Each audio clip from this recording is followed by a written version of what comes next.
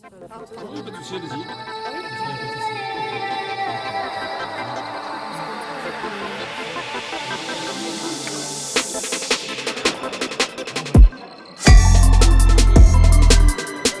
y a plus ou moins 250 élèves du secondaire de 5 et 6e qui vont participer à nos ateliers.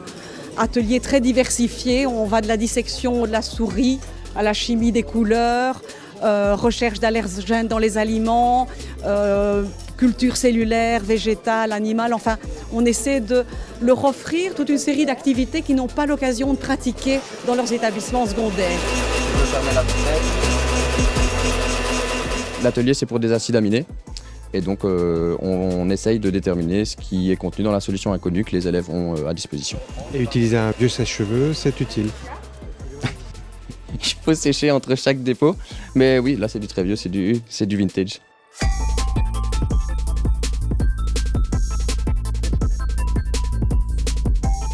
Ici, j'ai un générateur.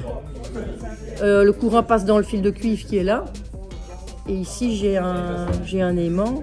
Et donc quand je mets l'appareil en fonctionnement, le courant passe dans le fil subit une force et c'est ça qui donne le mouvement de rotation.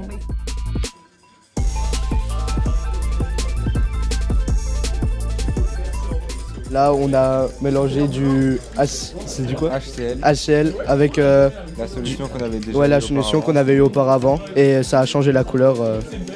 Et là, on doit continuer à mélanger. Chaque élève du secondaire est encadré par des étudiants de première année, mais également par des étudiants de master, un peu plus aguerris, un peu plus expérimentés. Parce que donc nous formons ici ce sont toutes des formations dans le domaine des sciences du vivant, formation donc en 3 ans de bachelier professionnalisant, chimie, biochimie, biotechnologie, également agronomie, et également des formations de master. Et ce qui nous distingue un peu des masters en université, c'est que nos formations sont polyvalentes, sont de terrain. Comment sont les élèves? Attentifs, ils sont heureux d'être là, donc ça va, ça a l'air d'aller. Très intéressant, on apprend de nouvelles choses, nouvelles expériences, du coup c'est cool. Ça te paraît concret du coup la science? Ouais, en vrai, c'est chouette, moi j'aime beaucoup. C'est amusant.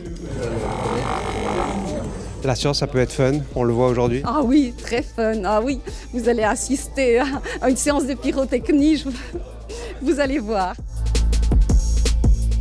Le charbon de bois sera le combustible, le soufre également, le chlorate de potassium sera bien sûr le comburant et on va ajouter le strontium.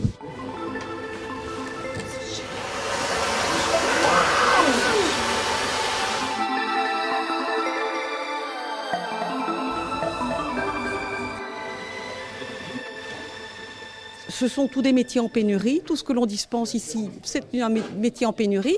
Ils sont très souvent engagés avant même d'être diplômés.